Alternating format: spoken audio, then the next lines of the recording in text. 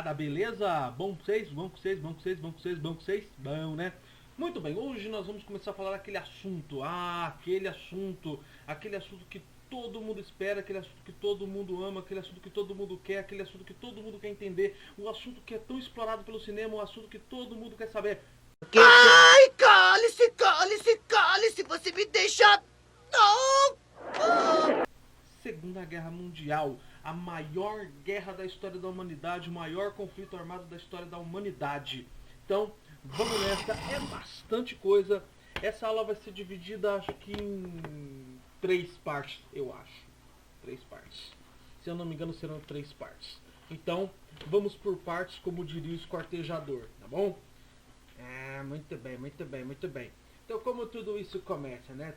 A gente já teve aulinha sobre fascismo, sobre nazismo.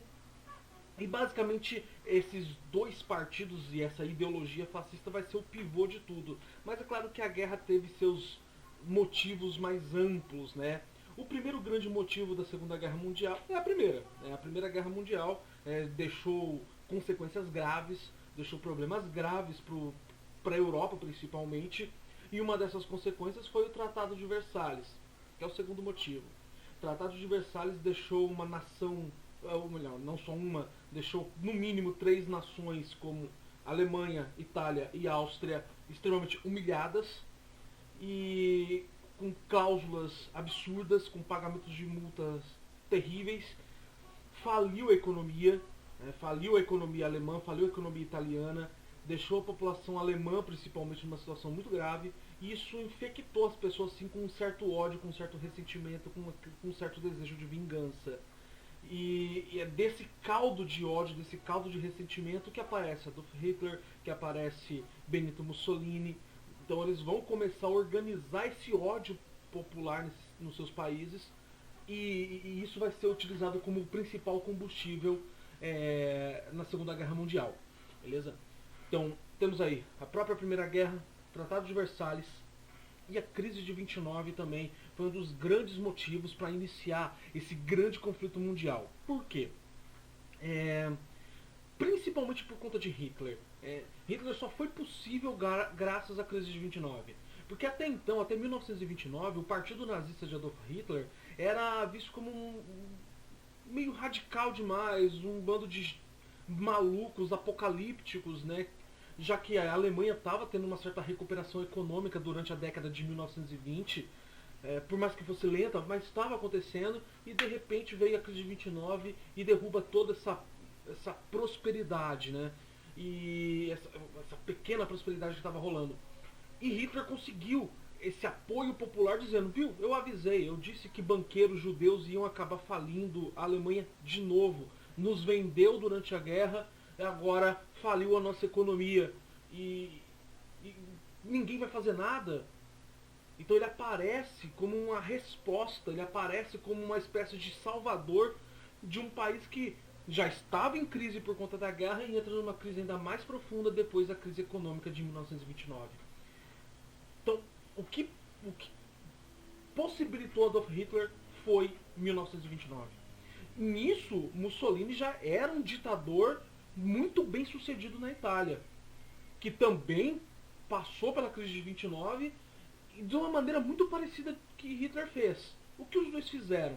Fizeram o seu próprio New Deal. Os dois fizeram o seu próprio New Deal. Tanto Hitler quanto Mussolini usaram o militarismo para sair da crise. Como assim? Se você pegar o New Deal do Roosevelt, o New Deal do Roosevelt basicamente utilizava obras públicas e ajuda financeira para famílias mais pobres para incentivar a economia. Hitler fez parecido, só que dentro das Forças Armadas. Ele investiu secretamente no exército. Fábricas de armas, aviões, tanques.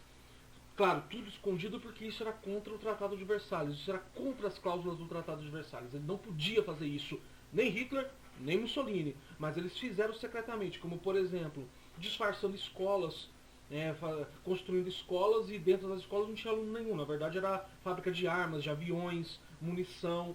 Então tudo escondido, já preparando um exército poderosíssimo, muito bem treinado, aumentando o contingente militar contra o Tratado de Versalhes.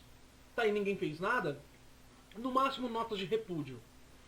Tenta entender, os países europeus, estamos aqui falando, a partir de 32, a Alemanha já estava tomada pelo nazismo, né? A Itália já era de Mussolini, então esse era o formato da Alemanha antes da Segunda Guerra Mundial. Mas enfim, todos os países foram afetados pela crise, todos. Alguns mais, outros menos, mas principalmente a Europa foi uma paulada, foi uma porrada muito forte. Então Hitler percebeu que os países como da Liga das Nações, né, como Inglaterra e França, estariam ocupadas demais com a sua própria crise para ficarem preocupados com o que Hitler estaria fazendo dentro da Alemanha. Então, por mais que ele estivesse investindo nas Forças Armadas, a Inglaterra, o governo inglês, mano, a gente tem mais o que fazer. Não temos tempo para perder com um bigodinho escroto. Não temos tempo para perder com o maluco do Mussolini. Temos muito o que fazer aqui. Tem gente morrendo de fome, tem muitos desempregados. Isso estava acontecendo em toda a Europa. E outros países passaram a ter esse mesmo tipo de ditadura que Hitler e Mussolini instalou, como na Espanha, com Francisco Franco. Até recomendo um filme chamado Labirinto do Fauno, que fala exatamente sobre a ditadura de Francisco Franco na Espanha. Em Portugal, com Salazar. Então estava passando também por essas ditaduras totalitaristas.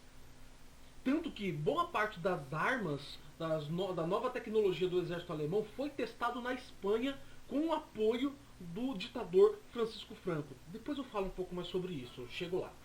Enfim, então Hitler assume a sua cadeira como Führer em 1932, depois da morte do presidente von Hindenburg, e começa esse projeto de militarização da Alemanha para gerar empregos e também para gerar um exército poderoso. E deu certo. Deu muito certo. E é claro que no meio disso começa toda aquela perseguição contra judeus e outros povos. Mas isso eu vou separar uma aula só para falar sobre isso. Beleza? Quero focar na parte militar da coisa por hora. Ok? Bom, tava dando certo. Tava dando certo. Tanto que Hitler conseguiu sair da crise antes até do que os Estados Unidos, do que Roosevelt nos Estados Unidos. Tava dando muito certo. Ele gerou muitos empregos, melhorou a condição de vida dos trabalhadores na Alemanha, saúde pública, educação pública. Tava dando muito certo. A Alemanha estava crescendo horrores na década de 1930. Horrores. Estava funcionando muito bem. Ele diminuiu o nível de desemprego para menos de 1%. Menos de 1% de desempregados em plena recessão, em plena crise econômica mundial. Os Estados Unidos não estavam conseguindo fazer isso. E ele conseguiu isso com o militarismo. Foi assim, mágico, foi fenomenal. E é claro que a população acaba dando esse apoio pro cara. Ele elimina os outros partidos políticos, ele tomou o poder a partir de um golpe, mas colocou a Alemanha nos trilhos. Pô, por que eu não vou apoiar um cara desse? Tava dando certo, entendeu? Porém, por mais que a Alemanha estivesse crescendo, se desenvolvendo, faltava recursos para a indústria, principalmente para a máquina de guerra alemã, uma máquina de guerra escondida, mas estava lá. E precisava de recursos, precisava de matéria-prima, precisava de coisas. Ferro, carvão, cobre, zinco. Então precisava de territórios. E ele não podia invadir territórios, isso era contra as cláusulas do Tratado de Versalhes. Se ele invadisse qualquer território, poderia reiniciar a guerra. E por mais que o exército alemão já estivesse se fortalecendo, não estava preparado para uma guerra ainda. Não estava preparado para enfrentar potências como França e Inglaterra. Não dava. Então ele teria que tomar muito cuidado. Então ele coloca, ele vem com aquela visão de espaço vital, o espaço que é importante para o desenvolvimento da Alemanha, e começa a planejar certas invasões aos poucos, testando os limites da Liga das Nações, testando os limites das potências europeias.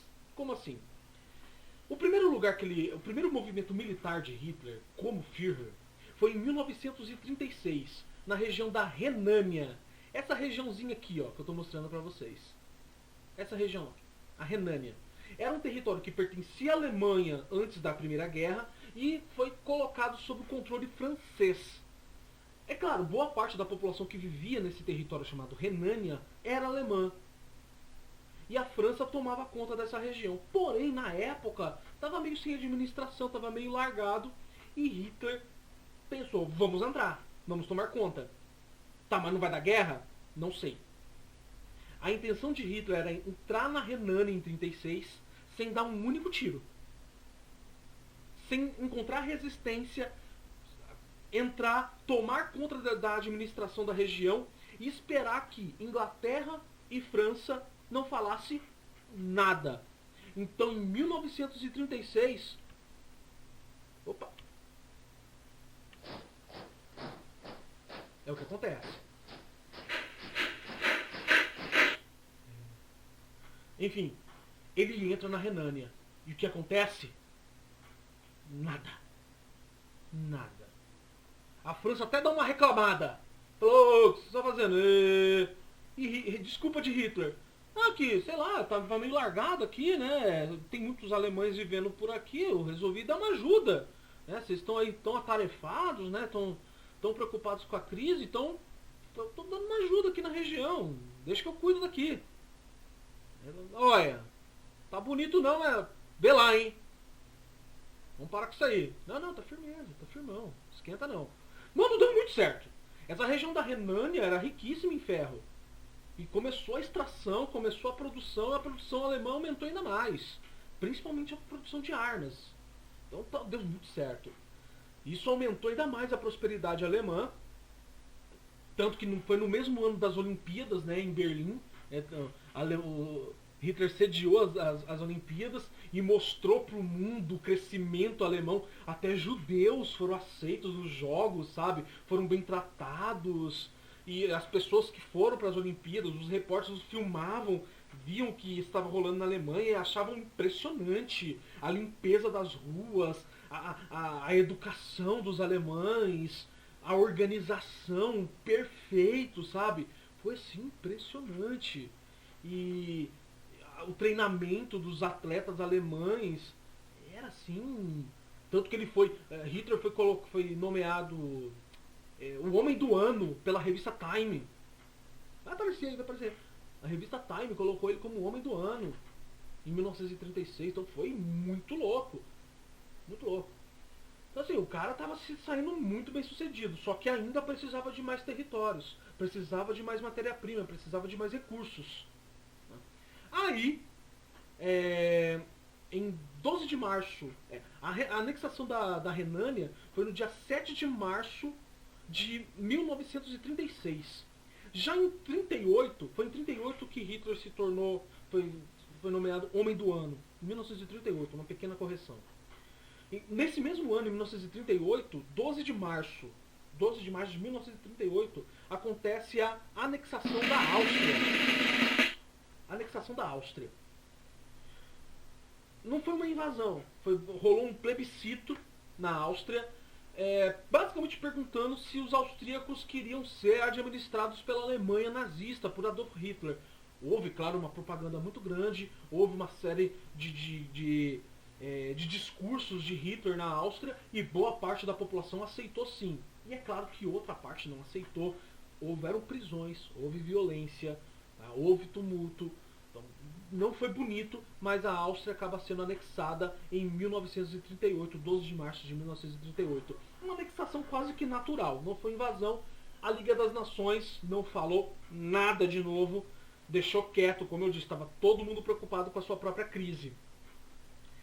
E no mesmo ano, 1938, no dia 1º de outubro de 1938, Hitler invade um território na Tchecoslováquia chamada de Sudetos. Sudetos, essa regiãozinha aqui, ó.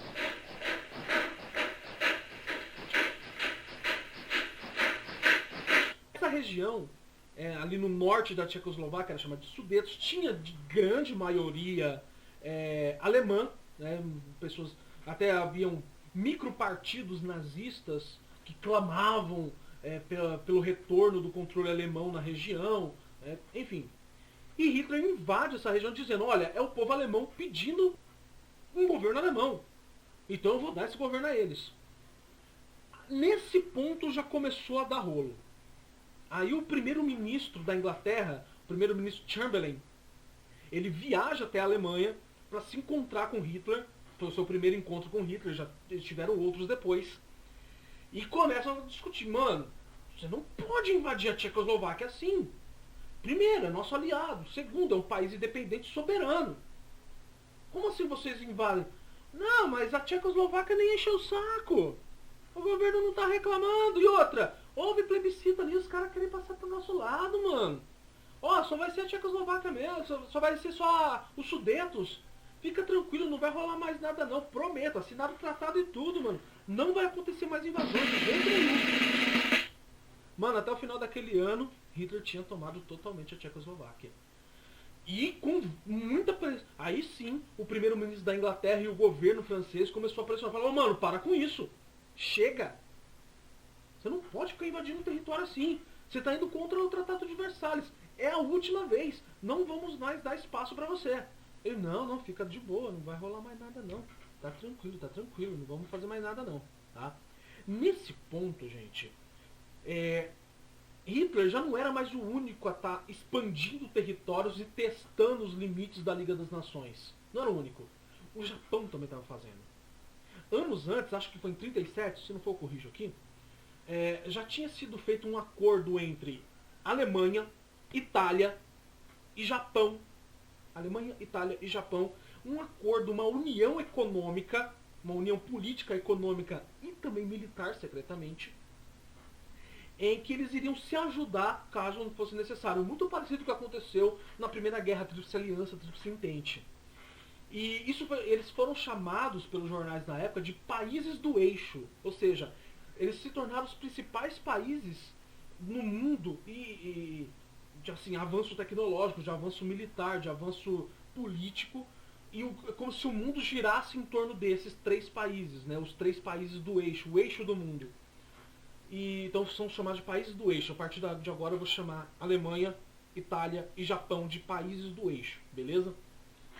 E eles se unem e o Japão também passa a expandir os seus territórios. Por exemplo, em 1931, antes mesmo até da formação dos países do eixo, o Japão já estava ampliando seu território para ampliar sua máquina militar e também sua indústria. Lembre-se que o Japão foi totalmente ignorado no Tratado de Versalhes. Prometeram a eles, aos japoneses, territórios, prometeram a eles espaço no mercado, prometeram igualdade racial e nada foi cumprido. Eles foram totalmente ignorados. E eles guardaram isso. Falaram, não, beleza, um dia a gente conversa. E é agora.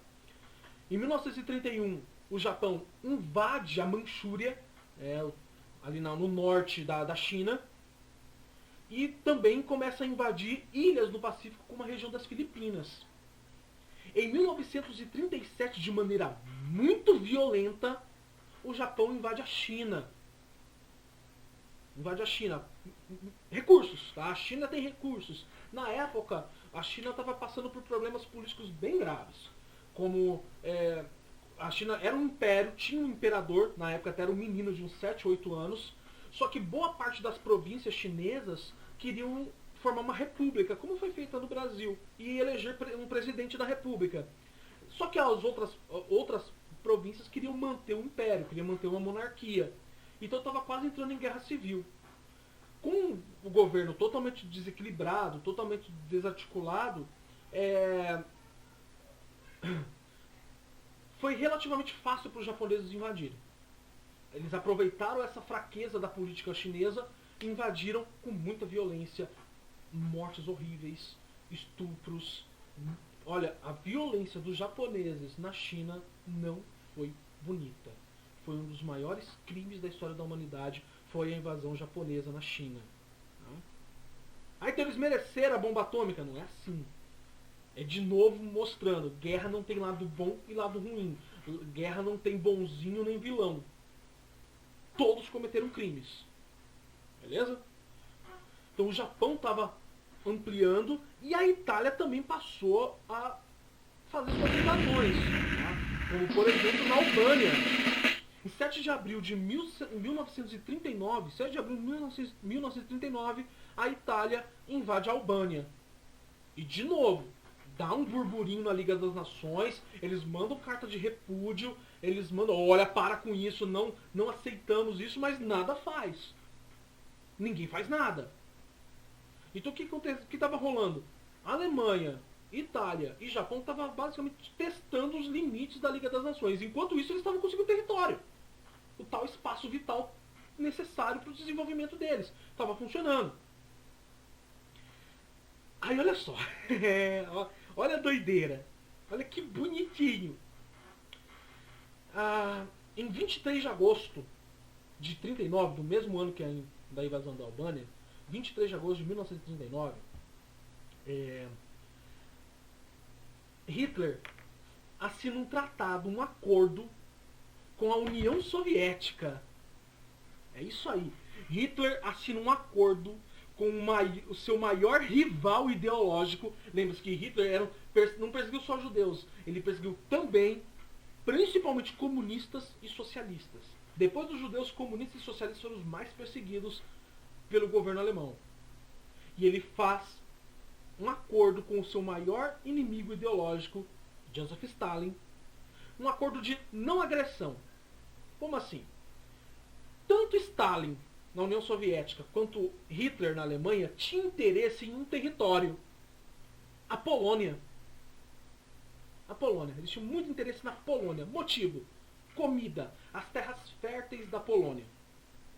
Só que não daria para simplesmente invadir, porque se Hitler invadisse a Polônia, ele teria uma briga tremenda com a União Soviética e vice-versa. Então, ao invés dos dois brigarem, eles acabaram entrando num acordo. Vamos dividir. E aí a gente não se agride. Não vamos entrar em guerra um com o outro. Hitler também tinha um outro interesse na Polônia. Essa região aqui, ó. O corredor polonês. A cidade de Danzig. Ou Gdansk também. Danzig ou Gdansk. Essa regiãozinha aqui, o famoso corredor polonês, é resultado também do Tratado de Versalhes, criando um território para a Polônia, dando passagem para o mar. Hitler chamava isso de a abominação do Tratado de Versalhes, porque dividia o território alemão em dois, para dar espaço para um bando de judeus e poloneses. A Polônia tinha um número de judeus considerável. Então ele achava isso uma abominação. Como assim dividir o nosso território para um bando de judeu? Isso é um absurdo. Então ele era completamente contra essa ideia de ter um território polonês passando pela Alemanha. Esse era um outro problema que os nazistas tinham com a Polônia. Mas principalmente os recursos eram necessários.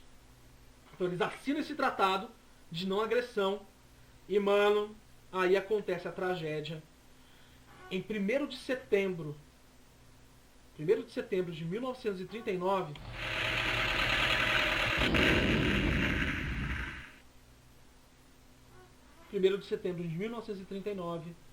até 6 de outubro do mesmo ano, Hitler invade a Polônia. Aí deu ruim. A invasão da Polônia. Aí deu ruim. Quando ele invade a Polônia, Hitler demonstra um novo tipo de guerra. Ele demonstra um novo tipo de combate. Durante a Primeira Guerra Mundial, a maior parte do seu período foi aquela guerra parada, a guerra estacionada em trincheiras. E Hitler sabia que isso não podia mais ser feito. Ele percebeu que boa parte da derrota alemã foi exatamente ficar parada em trincheiras. A guerra tinha que ser rápida, com movimento e com tecnologia. Então ele apresenta um novo tipo de guerra na invasão da Polônia, a Blitzkrieg. Blitzkrieg, ou Guerra Relâmpago, que era um sistema de ataque baseado em movimento rápido. Como assim? Primeiro, passava a Força Aérea Alemã, a Luftwaffe, comandada por Hermann Göring. Então a Luftwaffe passava e bombardeava tudo. Escolas, estradas, ferrovias, tudo. Para quê? Causar caos, para causar desorganização. Em seguida, vinham as tropas de tanque e a infantaria. Como se fosse uma onda de destruição, matando tudo que estivesse na frente, o mais rápido possível. Avança, avança, avança. Tanto que, olha, foi menos de um mês. Menos de um mês a Polônia tinha se rendido. O governo polonês mandou vários pedidos de socorro para os ingleses e para os franceses. E foram atendidos. A Inglaterra e a França, em 1939, declara guerra à Alemanha por ter invadido a Polônia e descumprido o Tratado de Versalhes. É aí que começa a Segunda Guerra Mundial. A Segunda Guerra Mundial começa com a invasão da Polônia em 1º de setembro de 1939. Só que assim, o que a Inglaterra e a França fez pela Polônia? Nada. Eles tentaram o máximo possível evitar a guerra. Foi até chamado de guerra de mentira. As tropas foram reunidas, mas nada fizeram. E Hitler se aproveitou disso. Ele se aproveitou da situação que a Inglaterra e a França não queriam entrar numa guerra, entraram meio que forçados e continuou ampliando o seu território, usando essa guerra de mentira. Isso foi até 1940. Em 9 de abril de 1940... Antes disso, ao mesmo tempo que Hitler avançava para a Polônia, a Itália também avança pela Hungria, Romênia e Bulgária. Saca só. Então, as tropas são posicionadas, principalmente aqui na fronteira com a Bélgica, imaginando que Hitler faria a mesma coisa da Primeira Guerra Mundial. E parte da tropa aqui, nessa linha azul que é chamada de linha Maginot. Que era uma linha de fortificação que ficava ali com a fronteira da Alemanha, que foi construída depois da Primeira Guerra Mundial. Enfim, então, eles posicionaram os soldados, mas nada aconteceu. Ficou essa onda de guerra de mentira.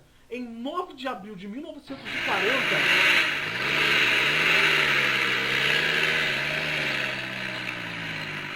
eles invadem a Dinamarca para conseguir as minas de ferro dinamarquesas. E, ao mesmo tempo, usando a tática de Blitzkrieg,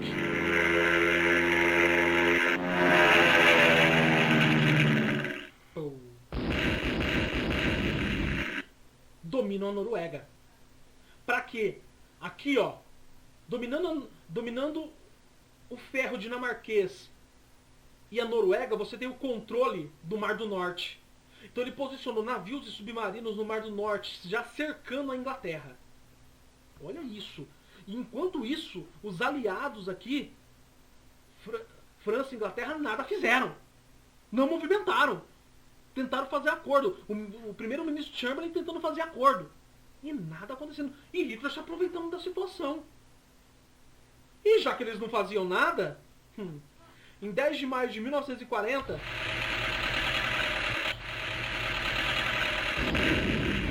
começa a Batalha da Bélgica.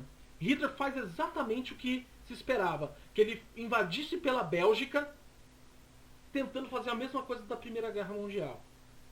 1940. Realmente a Bélgica, de novo, é totalmente devastada. De novo, coitada da Bélgica, gente. Só que uma coisa eles não contavam. Hitler deu a volta no Luxemburgo. Os tanques de guerra nazistas deram conta de passar pelo território difícil do Principado de Luxemburgo. Olha isso, mano.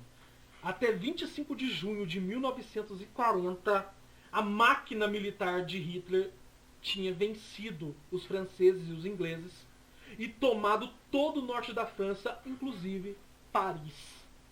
Hitler fez questão de almoçar na Torre Eiffel. E lembra de um vagão de trem onde a rendição alemã foi assinada? Pois é, Hitler mandou buscar o mesmo vagão, reformou o vagão, levou para Paris e fez o governo francês assinar a rendição no mesmo vagão. Tá vendo? Não se tratava só de espaço vital ou desenvolvimento da Alemanha, a questão era pessoal também. Era muito pessoal. Então ele fez o governo francês, o que sobrou do governo francês, assinar a rendição nesse mesmo vagão. O povo francês foi totalmente humilhado.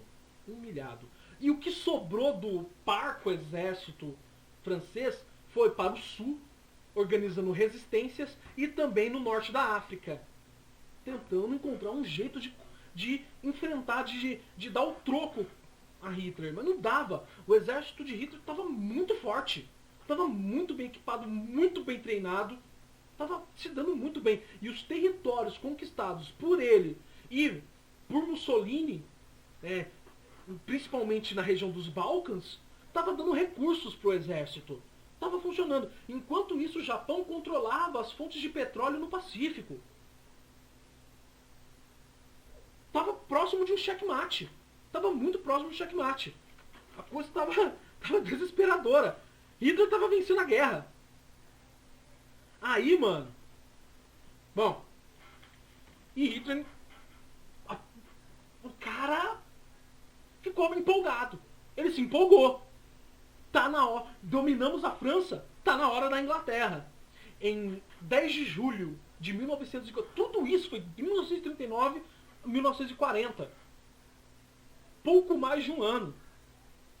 Não, nem isso. Não deu um ano. De 39 a 40. Tá? Em 10 de julho de 1940 começa a grandiosa Batalha da Grã-Bretanha.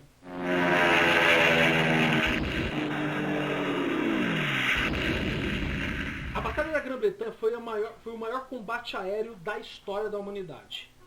A Luftwaffe, comandada, como disse, por Hermann Göring, tenta invadir a Grã-Bretanha, a Inglaterra, pelo ar, tenta fazer bombardeios, tenta invadir com os aviões. E, nesse caso, Hermann Göring demonstrou um certo fracasso. Ele subestimou a força aérea inglesa, que era incrível, a força aérea inglesa era impressionante. Os aviões ingleses eram melhores e mais rápidos do que os aviões alemães. E a Inglaterra tinha também uma pequena vantagem. Eles tinham acabado de inventar uma nova tecnologia, o radar. Isso permitia que eles soubessem a posição dos aviões alemães antes até de eles chegarem. Isso deu uma certa vantagem para os ingleses e conseguiram essa vitória.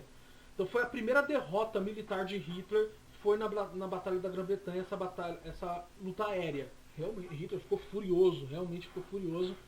Mas, beleza, ele continuou seus avanços. Em 6 de abril de 1941, as tropas inglesas são posicionadas na Grécia. A ideia era tentar invadir pelos Balcãs, e chegar na Tchecoslováquia. Essa era a intenção. E tentar fazer duas frentes. Em algum momento, o que sobrou das tropas francesas irem junto com a Inglaterra pelo norte, enquanto as tropas inglesas, também parte das tropas inglesas, iriam pelo sul, pela região dos Balcãs, fechando o exército alemão. Mas, cara, Hitler estava lutando outra guerra. Era outro tipo de guerra. Era movimento, era velocidade. E a Inglaterra demorou para perceber isso.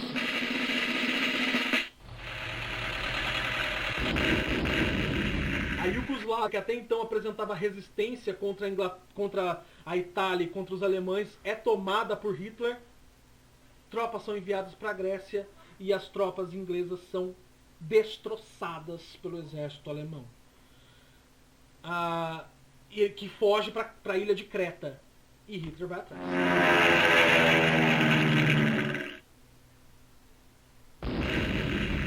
O exército alemão vai atrás e derrota o exército inglês. Milhares de mortos. Olha isso, mano. Até 1941, perdão, tá? Essa batalha na Grécia foi em 41. 6 de abril de 1941. Então, até 1941, olha isso. Olha isso aí. Toda a Europa praticamente dominada pela máquina de guerra alemã. Tá, professor? E Portugal e Espanha? Portugal e Espanha não se envolveu diretamente na guerra, mas eles eram aliados ideológicos de Hitler, já que eles estavam numa ditadura muito parecida. Agora sim, tanto que Hitler testou boa parte do seu armamento na Espanha, nessa regiãozinha aqui do norte, no norte da Espanha. Uma regiãozinha que é um pouco diferente da cultura espanhola. Oh, meu Deus. Como que é? Louco. Bom, Essas armas foram testadas numa cidade no norte da Espanha chamada Guernica. Guernica. Tanto que Pablo Picasso estava lá e retratou, numa das obras mais famosas da história, a matança, o bombardeio que aconteceu na cidade de Guernica. Foi assim de um massacre tremendo, apenas para testar armas com autorização do governo espanhol. Então, mano, foi bizarro. Foi bizarro. Mas vamos lá. Aí a coisa muda, bicho. Aí a coisa fica esquisita. Vamos lá. Hitler tava com a... Olha, sinceramente, Hitler tava com a vitória nas mãos. E então ele coloca o plano, que sempre foi... Ele coloca o plano principal dele. Tudo isso que ele fez, tudo isso, foi para colocar o principal plano dele em prática. Em 22 de junho de 1941, ele faz isso aqui.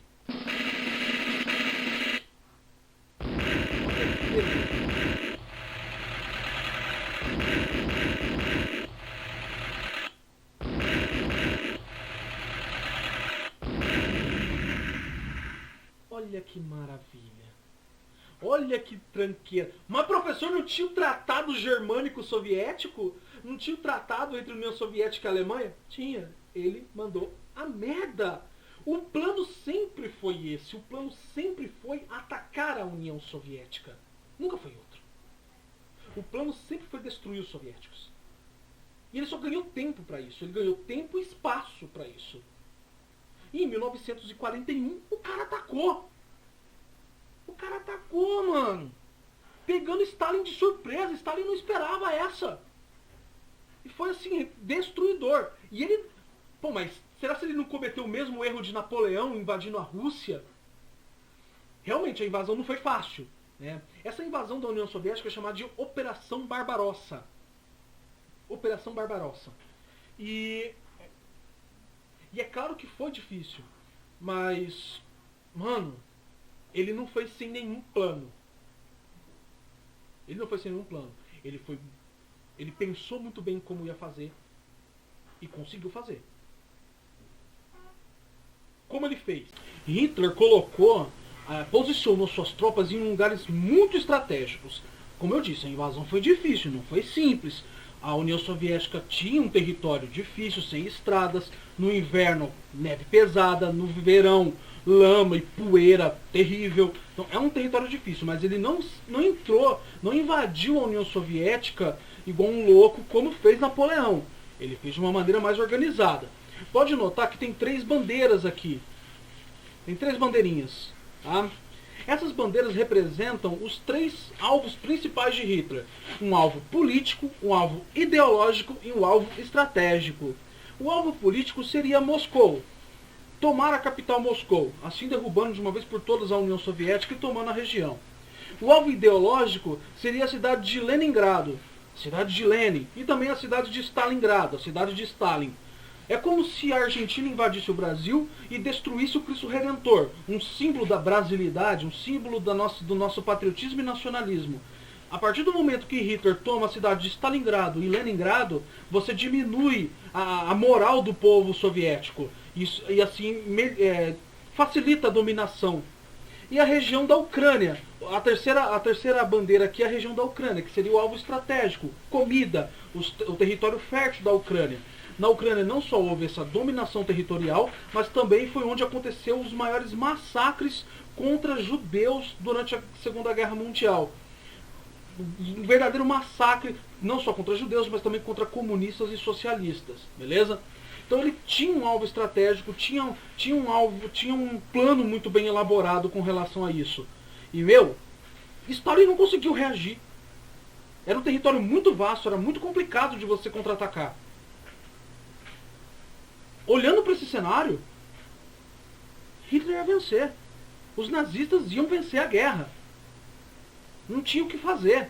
Eles tinham recursos, tinham comida, tinham armamento, e não tinha força militar na Europa que podia fazer frente ao exército nazista.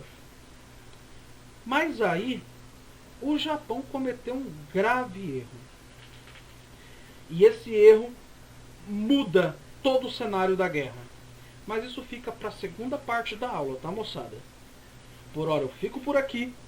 Fiquem em casa, estudem. Até mais. Tchau.